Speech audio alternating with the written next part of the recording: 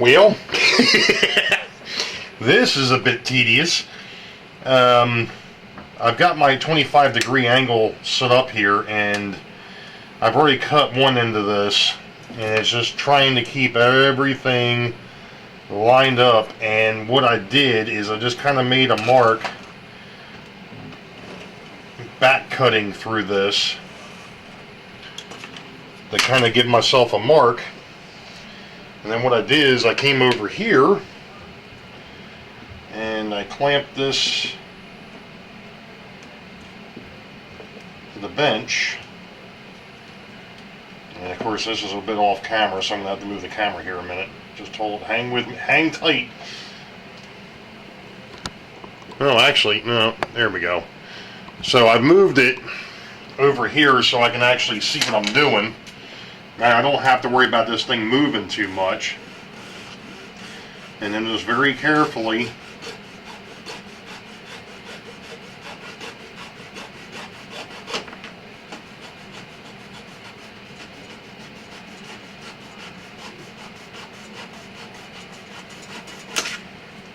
cut my end off. And now I have the AB section cut to 25 on either end. Now what I need to do, while I'm still waiting for the other one to dry, is I need to take one of these end pieces and I need to cut it to 25 as well. So this is going to be a little bit more fascinating, I think. So I'm lining it up on the template, and then I've got to line it up here. That looks pretty good. And I'm going to do the same thing, provided I can keep everything from shifting. Just take and back it to where I get a mark, and hope that I don't get magnets stuck to my saw. And then I will take my clamp,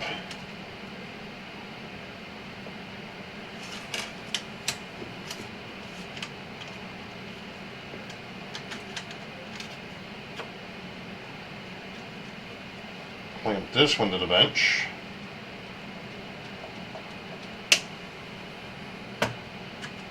Like that.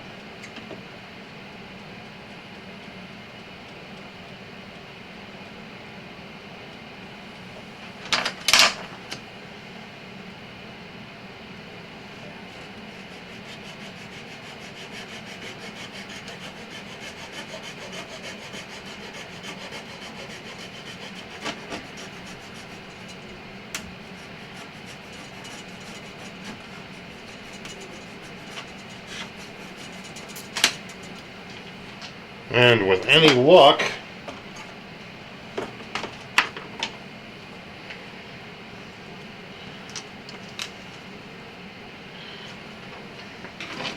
I should be able to bring this back over to the template and actually have it line up. Well, geez, something that actually went right today.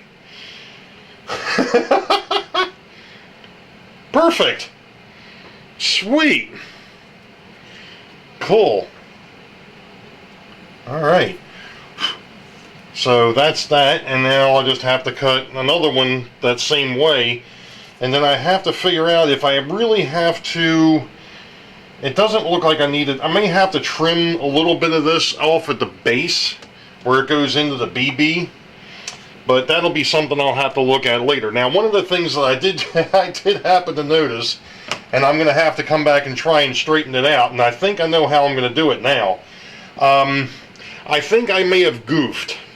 I don't think I was supposed to put these gussets on both sides of the beams. I think they were only supposed to go on one side, because I don't have enough of these to actually finish this.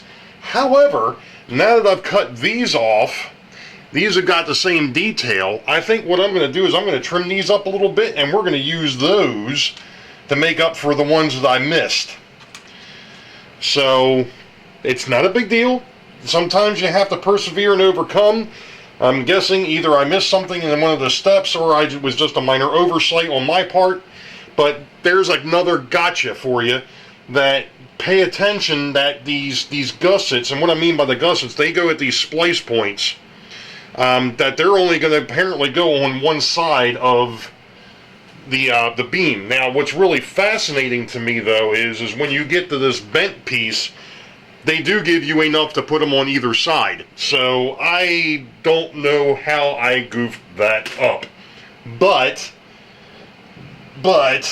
we're getting closer here. So I'm going to stop this for a few minutes and we'll be back. You know, it's really nice when you've got two other guys that are building building these bridges at the same time, because I just came across something that I hadn't thought about. And it's a good thing I've got the tools to be able to take it back apart. What am I babbling about? Well, I went ahead and put these AB girders together, and it says, here is here is the splice point. Well, I'm thinking, okay, so you're supposed to just put these girders together like that. No, you're actually supposed to cut them back a little bit so that they actually line up. So now I've got to take them back apart, clean them up, get them to where, I guess, for lack of a better term, they're gonna the top, this BB girder or this A girder here, which is solid, kind of overlaps a little bit on the next one, and then you put the splice block over top of that. So that makes more sense to me now, because I was wondering when I was putting this thing, I was getting ready to put I'm like, wait a minute, this thing's too long. What's going on here? Well, yeah, now I understand why. So let's go back down here for a minute, and you'll see that I've already taken one apart, and I'm going to go ahead and kind of line this up to where, you know, okay, yeah, that's where the splice needs to be. Let me move. This is the wrong piece, or the way it's not done right. So I know that my splice point needs to be right there. So what I need to do is actually bring this girder in and get it to match up so that there's a little bit of an overlap on both girders, and then glue them back together, and then I'll be fine.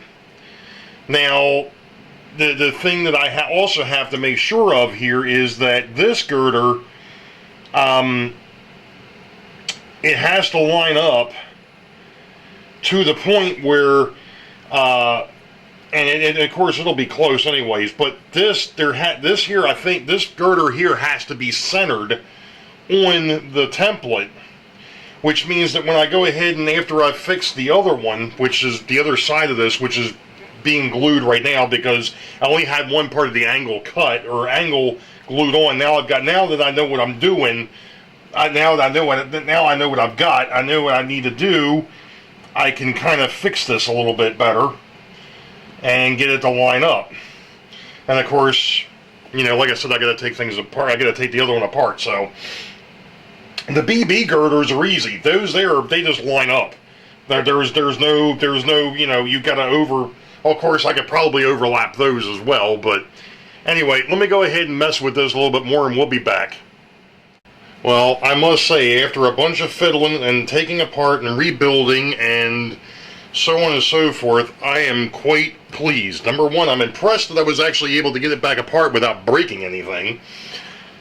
Number two, after some fiddling and some messing around, I actually now have two sets of beams that actually line up. I have no idea. Like Rick said in the first episode, the light bulbs going off and the angels came down and everybody was singing hallelujah. So I'm going to plant a flag and claim victory. At least on the ABs. I still have to mess with the BBs yet, and I've already started messing with those. I've got those back here, and of course I just realized that this one here is not glued correctly, so I'll have to go back and re-glue it, but that's okay. It's not a big deal. So, yeah, this has been a exercise in patience and futility and so on and so forth. I mean, I have got a whole bunch of little cut pieces over here, which is good because I can use some of this to help rebrace some of the goofiness that I had, some of the things that I messed up, and I will let you in on all. Well, I'll let you guys in on that when we get to episode 3. Because there were some things in the instructions, and I'm beginning to understand now a little bit more about this. And to be honest, I think if anybody is wanting to attempt these, number one, do definitely look at videos, which is one of the things that I've been trying to stay away from, because I'm under the assumption, or I'm assuming, that whoever's building this thing may not want to have all that extra reference. I mean, it's probably a good thing, don't get me wrong. You have to remember I'm still an amateur. I'm used to looking at instructions, being able to interpret them, and be able to put it together. But there is a bunch of gotchas in here, and this thing is definitely not a beginner's kit. It's not even an amateur kit. There are a lot of gotchas in here, and I will make the recommendation now, and I'm actually going to make it when we go into episode 3, and that is the fact that if anybody wants to attempt one of these, either look at the video reference, or go ahead and build the bridge that Rick's building, the dual track, because it seems like that one there is maybe set up a little bit more for the amateur novice builder, because it lays out everything. This, as you've seen, is one sheet of paper and it shows you half the bridge. So you've got a lot to interpret, you've got a lot to fiddle with, and you've got a lot to think about. And it's not that I don't like to think, but it's just one of those things. I wouldn't say I'm rushing, but it's just things that you got to be thinking like 2 or 3 steps ahead. So keep that in mind. We'll be back. Well, it's been a long time coming this week, but I finally have a matching pair of upper girders. Yay! Amazingly enough, this was ridiculous. There was no question that this particular step of trying to create 2 matching sets of girders for this thing was absolutely insane. But now I've got the upper parts, now I've got to build the lower part. So that's next. Well, one thing I can definitely say is you have to pay attention. Because I went ahead and made another one of those amateur mistakes. And that was the fact that I wasn't paying attention to the splice points, and I actually ended up using the wrong splice plate in 2 spots, but I fixed that. Becoming very good at taking this thing apart and putting it back together, unfortunately. So we're on to the next step. I've got both my base beams done here. I'm just put that one off to the side because I need to bring this one in, because I do need to, well, I guess one of the things I want to look at here real quick is, and I see now kind of what JD was talking about in episode 2, and that is the fact that the reality is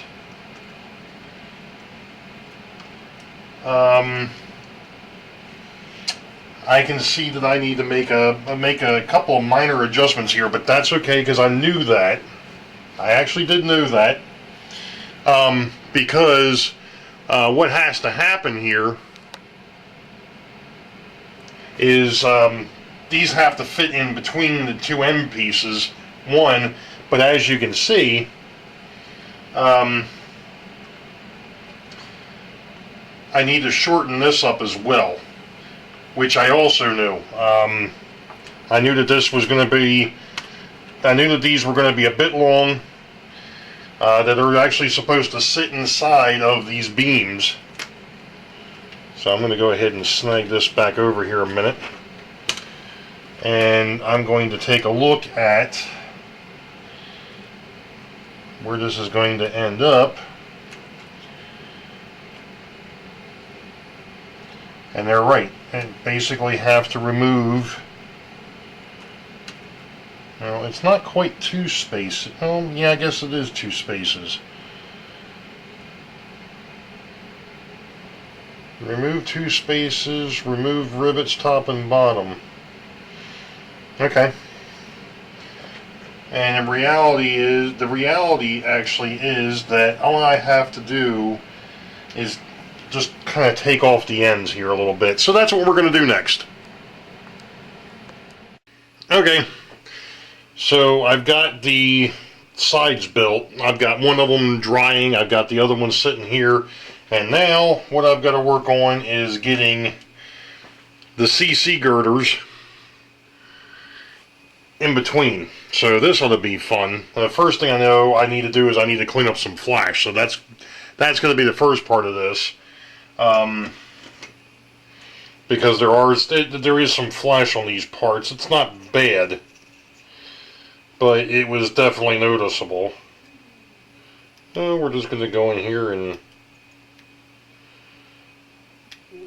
do a little bit of cleanup work on this particular one. Don't look too bad. Don't look bad at all. Alright, so from what I understand, these are supposed to slide in different spots.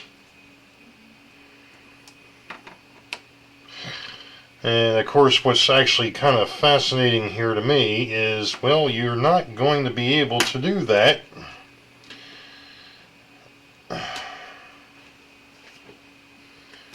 They're not exactly going to slide in there, which means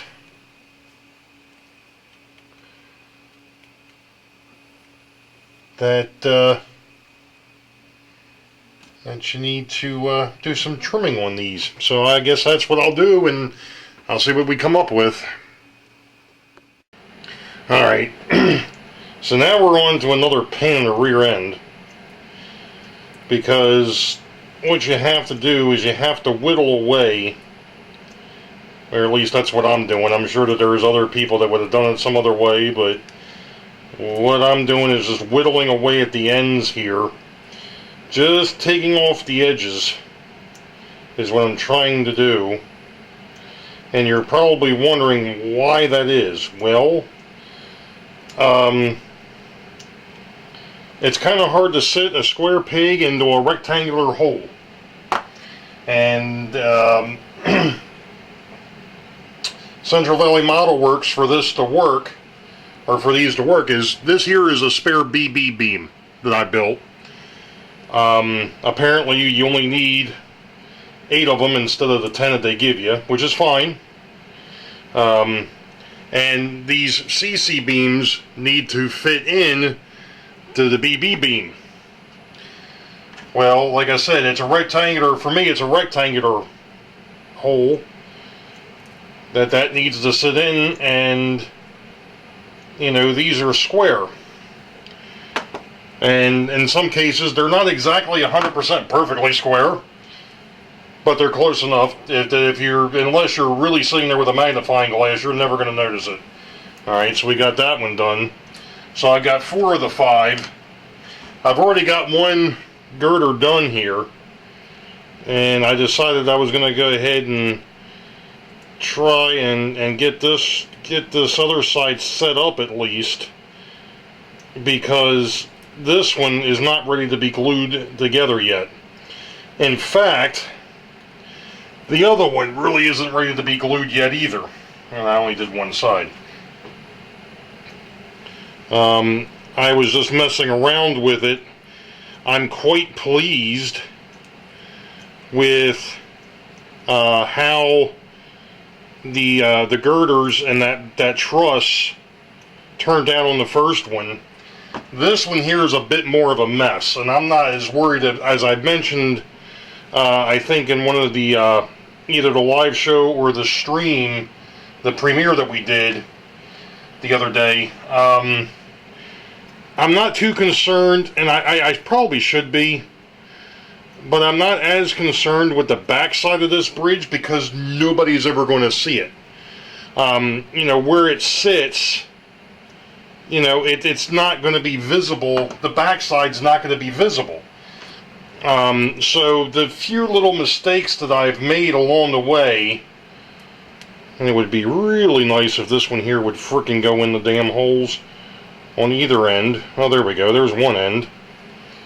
But this end doesn't want to work. This end wants to be a pain.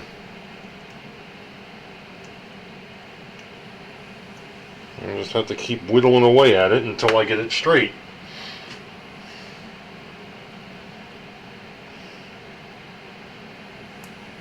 There we go. There we go. It's a good thing I got these spare beams. So anyway, there's the CC beams.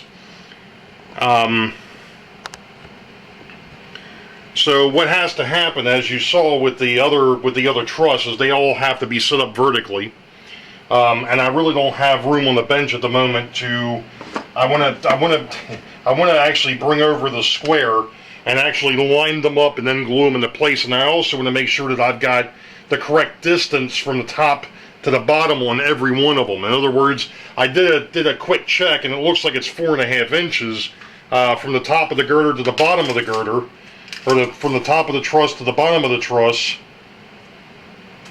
And both of them are basically the same, so it needs to be 4.5 inches. So I want to make sure that that's right, and I want to make sure that those CC beams are sitting where they're supposed to. And I was right, or I should say Rick and I were right about one thing, and that's the fact that these neat little cross braces that go underneath on this, these trusses do sit on top of there, which is a help, considering the fact that mine didn't quite end up where they should have. They're awfully close, but they're not 100%. So I can go ahead and finagle those a little bit and get them where I need to be. So that's what we got for this week so far. I'm not quite done yet because I've got to finish putting these trusses together before I can move on. So we'll be back.